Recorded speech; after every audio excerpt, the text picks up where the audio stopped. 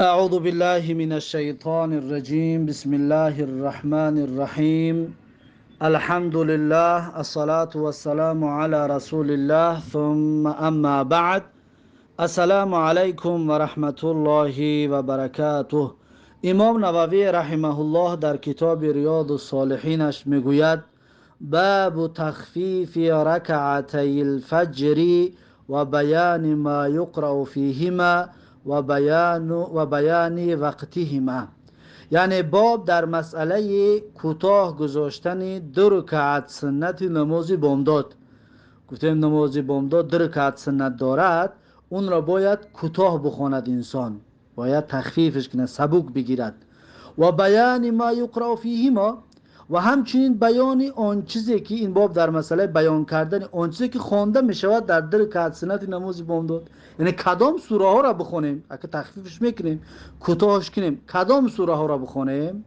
و بیان وقتهما، و همچنین باب در مسئله بیان وقتشون است، یعنی کی دا بخونیم، کدام وقت دا بخونیم. خب اکنون این باب در همین مسئله ها صحبت میکند. امام نووی رحمه الله برامون در همین مسئله ها دلایل تقدیم میکند. خب دلیلی که در اینجا میارد حدیث 1103 که حدیث 1103 کتاب ریاض الصالحین هست. میگوید: ان عایشه رضی الله عنها ان النبی صلی الله علیه و سلم كان يصلي ركعتين خفيفتين بعد النداء بين النداء والإقامة من صلاة الصبح. یعنی که با حضرت عایشه رضی الله عنها روایت است که هر آینه پیغمبر صلی الله علیه و سلم گفتن که کان یصلی رکعتین. هر آینه میگه پیغمبر صلی الله علیه و سلم یصلی رکعتین، یعنی 2 رکعت نماز میخوندن، یعنی نماز خفیفتین، 2 رکعت سبک و کوتاه، بین النداء و الاقامت، یعنی بین اذان و قامتی من صلات صبح، از نماز بامداد. یعنی بعد از اذان دادن در بین اذان و قامت پیغمبر صلی الله علیه و سلم 2 رکعت کوتاه نماز میخوندن، یعنی سنت نماز بامداد. متفق علیه، این حدیث متفق علیه می باشد. و فی روایت لهما، یعنی در یک روایت در بخاری و مسلم آمدگی هست: یصلی رکعتی الفجر، یعنی که میخوان پیغمبر صلی الله علیه و سلم 2 رکعت سنت نماز بامداد را. فیخففهما، پس کوتاه میکرد هر دی همین رکعت را، یعنی این 2 رکعت را بسیار سبک و کوتاه میخوندش. حتی اقول، حضرت عایشه رضی الله عنها میگه تا این که من میگفتم، یعنی من تصور میکردم، من فکر میکردم که هل قرأ فیهما بأم القرآنی، یعنی آیا پیغمبر صلی الله علیه و سلم در این 2 رکعتی نماز خواندگیش آیا سوره فاتحه را خواند؟ ام القرآن سوره فاتحه، آیا سوره فاتحه را خواند؟ یعنی تا همین اندازه پیغمبر تیز میخونده شو که بگیم آسان و کوتاهش میگرفت که حضرت عایشه میگه من میگفتم که آیا سوره فاتحه را خوانده باشد. و فی روایت لمسلمین، در یک روایتی در مسلم اومدگی است که کان یصلی رکعتی الفجر اذا سمع الاذان و یخففهما، یعنی پیغمبر صلی الله علیه و سلم 2 رکعت سنت نماز بامداد رو میخوند اذا سمع الاذان، هنگامی که میشنید اذان را.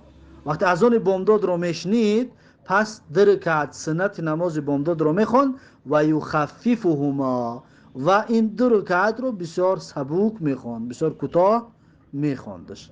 و فی روایتین، در یک روایت دیگر آمده است که اذا طلع الفجر، هنگامی که صبح میدمید، بعد از صبح دمیدن پیغمبر صلی الله علیه و سلم این 2 رکعت سنت نماز بامداد رو میخوند. پس در این حدیث پیغمبر صلی الله علیه و سلم، در این روایت ها امام نووی رحمه الله هم کوتاه خواندن 2 رکعت نماز سنت بامداد رو بیان کرد، هم وقتاش بیان کرد، است که کدام وقت، یعنی بعد از اذان، بعد از طلوع فجر، یعنی که این سنت خوانده می شود. خب این بود حدیث 1103 کتاب ریاض الصالحین. بعد از این حدیث 1104 و عن حفصه رضی الله عنها، یعنی از حفصه رضی الله عنها روایت است ان رسول الله صلی الله علیه و سلم كان اذا اذن المؤذن للصبح وبدا الصبح صلى ركعتين خفيفتين.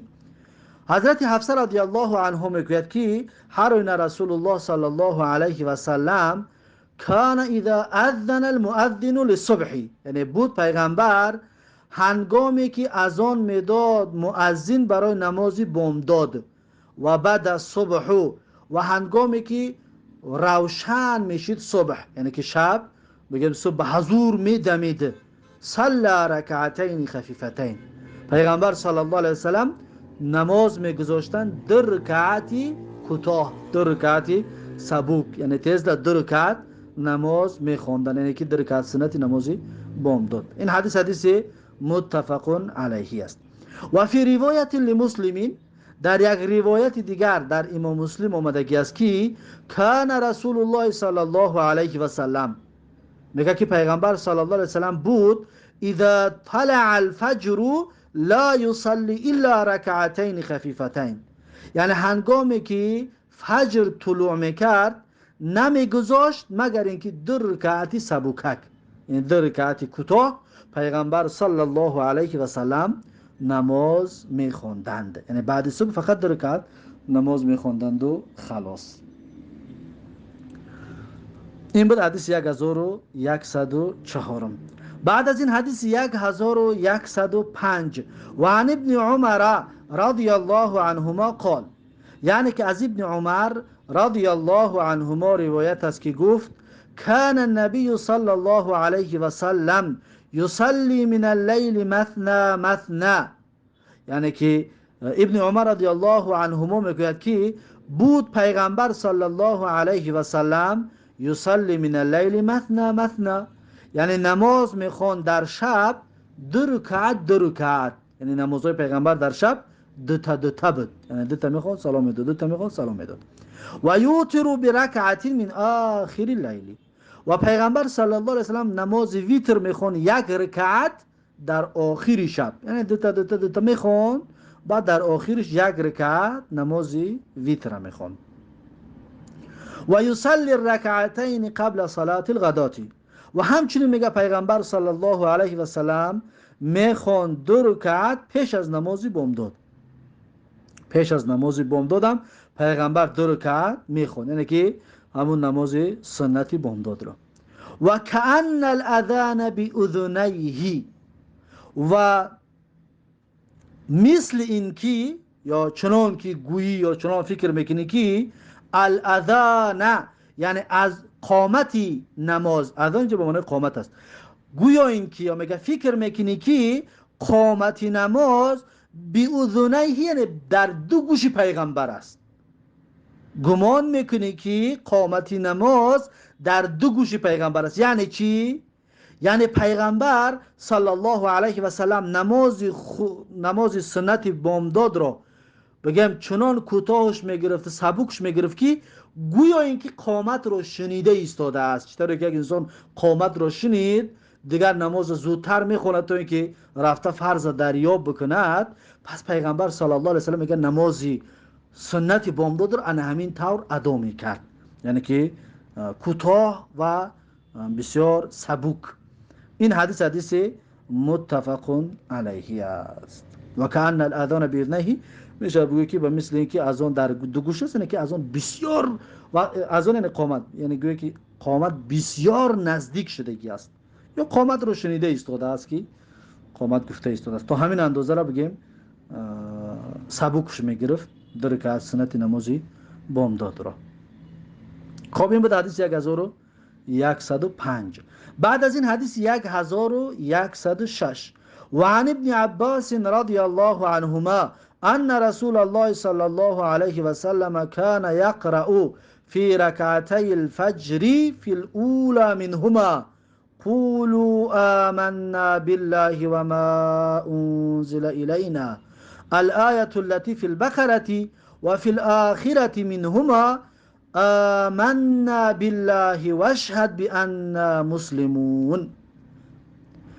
در حدیث 1106 میگوید که ابن عباس رضی الله عنهما، یعنی که از ابن عباس رضی الله عنهما روایت است ان رسول الله صلی الله علیه و سلم، هر اون میگه پیغمبر صلی الله علیه و سلم کان یقرأ فی رکعتي الفجر، یعنی پیغمبر بود میگه میخوند در 2 رکعت نماز بامداد، نماز سنت نماز بامداد، فی الاولى منهما، در یکم رکعتش، در یکم رکعت نماز سنت، قولوا آمنا بالله و ما انزل الینا، میگه همون آیتی که الآیت التي، یعنی همون آیتی که در سوره بقره است، یعنی آیت 136 آیه سوره بقره، همین آیت را میگه در یکم رکعت میخوان. و فی الاخرة منهما، یعنی در رکعت دومی سنت نماز بامداد این آیت را میخوان که آمنا بالله و ما آمنا بالله و اشهد بأننا مسلمون، یعنی سوره آل عمران آیت 52. این آیت رو میگه در دوم رکعت میخواند. و فی روایت، در یک روایت دیگر آمدگی است و فی الاخرة التي فی آل عمران، یعنی در دوم رکعت، در رکعت دوم میگه پیغمبر صلی الله علیه و سلم این آیت رو میخوان که تعالوا الى کلمة سواء بیننا و بینکم. پیغمبر صلی الله علیه و سلم میگه این آیت رو میخوان. این همچنین آیت 64 سوره آل عمران است. این آیت رو پیغمبر میگه میخوان. رواهما مسلمون، هر دی این روایت ها را امام مسلم روایت کرده که هست. خب این بود حدیث 1106. بعد از این حدیث 1107 و عن ابی هریره رضی الله عنهما ان رسول الله صلی الله علیه و سلم قرأ فی رکعتي الفجر قل یا ایها الكافرون و قل هو الله احد.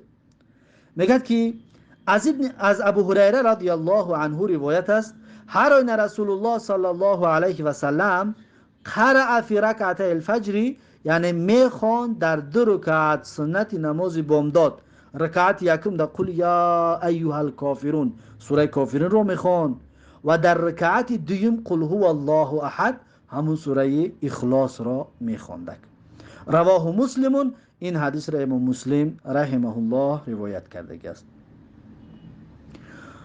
در بعد از این حدیث 1108 و عن ابن عمر رضی الله عنهما قال، یعنی که از ابن عمر رضی الله عنهما روایت است که گفت رمقت النبی صلی الله علیه و سلم شهرا یقرأ فی الرکعتین قبل الفجر.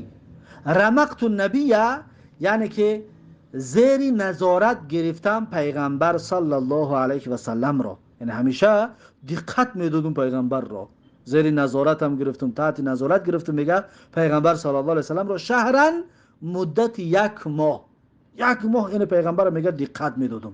یقرأ فی الرکعتین قبل الفجر، یعنی میخوان میگه پیغمبر صلی الله علیه و سلم در 2 رکعت پیش از نماز بامداد، یعنی 2 رکعت سنت نماز بامداد ده پیغمبر صلی الله علیه و سلم میخوان که قل یا ایها الکافرون، در رکعت یکم سوره کافرون رو میخوان و در رکعت دوم قل هو الله احد سوره اخلاص را میخوان.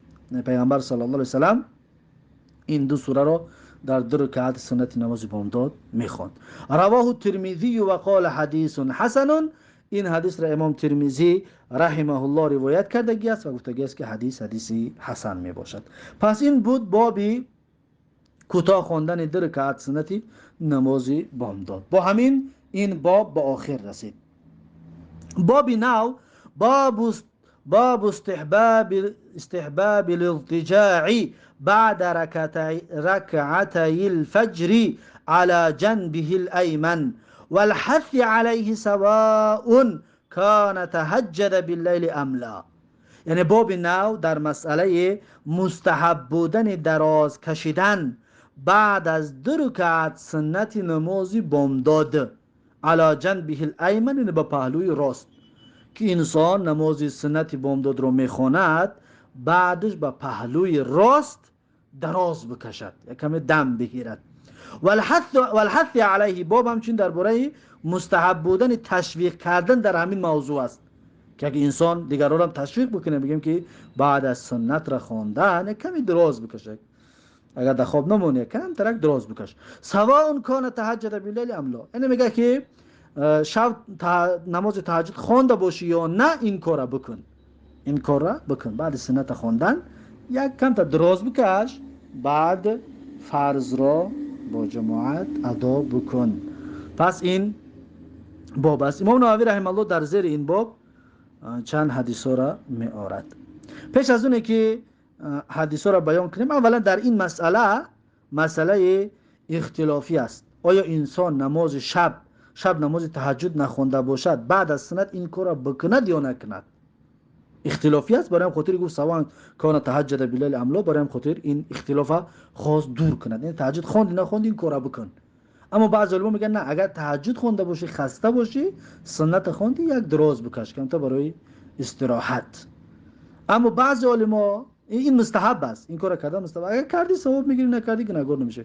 اما بعضی علما چنان سختش میگیرن که میگن اگر این کارو نکنی نماز بامداد قبول نمیشود. حتی بعضی علما این طور سختگیری میکنند، اما این گپشون دلیل ندارد یا که گپشون مردود هست، زیرا که برای این یگان دلیل قانع کننده برامون تقدیم کردن نمیتوانند، برای خاطر گپشون مردود است. اما این کار کردن مستحب است، خوب است، مخصوص کسی که نماز تهجد خوندگی است بعد از سنت بامداد کمی دراز بکشه تا اینکه استراحت کنه. خب اکنون حدیث های این باب. اولین حدیث این باب حدیث 1109 کتاب ریاض الصالحین هست. ان عایشه رضی الله عنها قالت، یعنی که از عایشه رضی الله عنها روایت است که گفت کان النبی صلی الله علیه و سلم اذا صلى رکعتي الفجر، یعنی پیغمبر صلی الله علیه و سلم هنگامی که میخواند 2 رکعت سنت نماز بامداد را، اضطجع علی شقه الایمنی، یعنی دراز میکشید به طرف راستش، با پهلوی راستش پیغمبر صلی الله علیه و سلم دراز میکشید. رواه البخاری، و این حدیث را امام بخاری رحمه الله روایت کرده است. بعد از این حدیثی 1110 و عنها قالت، یعنی از عایشه رضی الله عنها روایت است که گفت کان النبی صلی الله علیه و سلم، میگه پیغمبر صلی الله علیه و سلم بود، یصلی فیما بین ان یفرغ من صلاة العشاء الى الفجر 11 رکعتا، یعنی پیغمبر صلی الله علیه و سلم نماز میگذاشتن فیما بین ان یفرغ، یعنی در آن وقتی که بین فارغ شدن از نماز خفتن تا نماز بامداد است، یعنی بعد نماز خفتن را خواندن که خلاص میکرد خفتن را بیکار میشد و فارغ میشد، تا نماز بامداد رو میگه 11 رکعتا میخوند، یعنی 11 رکعت نماز میخوند پیغمبر صلی الله علیه و سلم.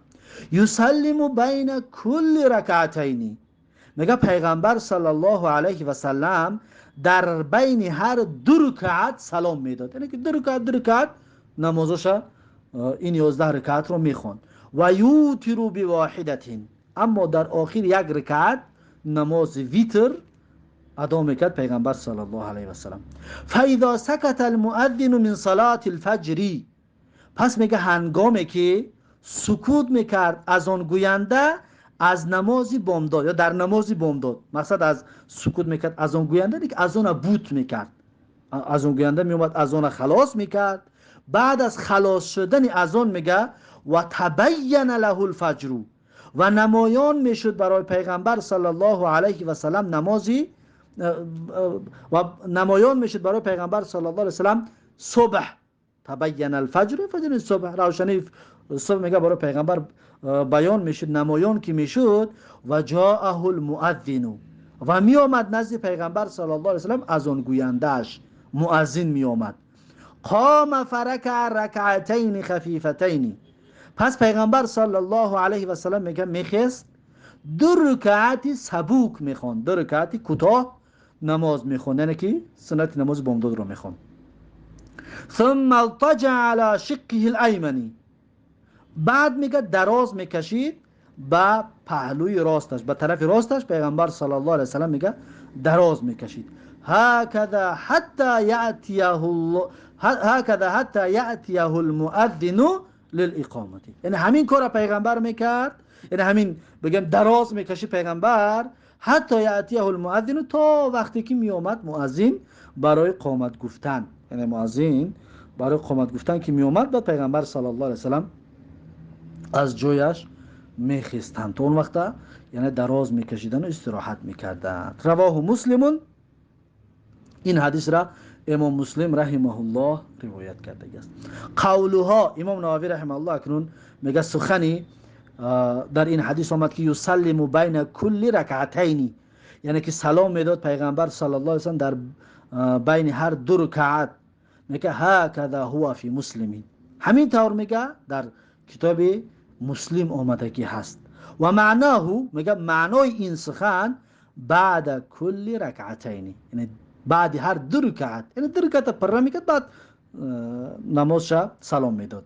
زیرا که بین کل رکعت، در بین دو رکعت، یعنی کمتر معناش بگیم نفهم و رنگ میشد. برای خاطر امام نووی رحمه الله گفت که بعد دو رکعت، یعنی در بین دو رکعت نه، بعد دو رکعت خلاص میکرد، درود را میخوند و صلوات میخوند و بعدش کار میکرد، اتحیات قطعی درود میخوند و بعدش سلام میداد. خب این بود حدیث 1110. بعد از این حدیث 1111 و عن ابی هریره رضی الله عنه قال، یعنی که از ابو هریره رضی الله عنه روایت است که گفت قال رسول الله صلی الله علیه و سلم، میگه پیغمبر صلی الله علیه و سلم گفت که اذا صلى احدكم رکعتي الفجر، یعنی هنگامی که میگذارید هر یکی از شما دو رکعت نماز سنت بامداد را، یعنی بعدی که نماز سنت بامداد رو خوندید، فلیضطجع علی یمینه، پس دراز باید بکشد به طرف راستش، یعنی بعد از سنت بامداد به طرف راستون کمی دراز بکشید، استراحت بکنید. رواه ابو داود و ترمذی به اسانید صحیحه، این حدیث را ابو داود و ترمذی با سندهای صحیح روایت کرده هستند. قال الترمذی حدیث حسن صحیح، امام ترمذی رحمه الله گفته است که حدیث حسن و صحیح می باشد. پس این بود این باب، همچنین باب مستحب بودن دراز کشیدن بعد از دو رکعت سنت نماز بامداد. این بابم با آخر رسید.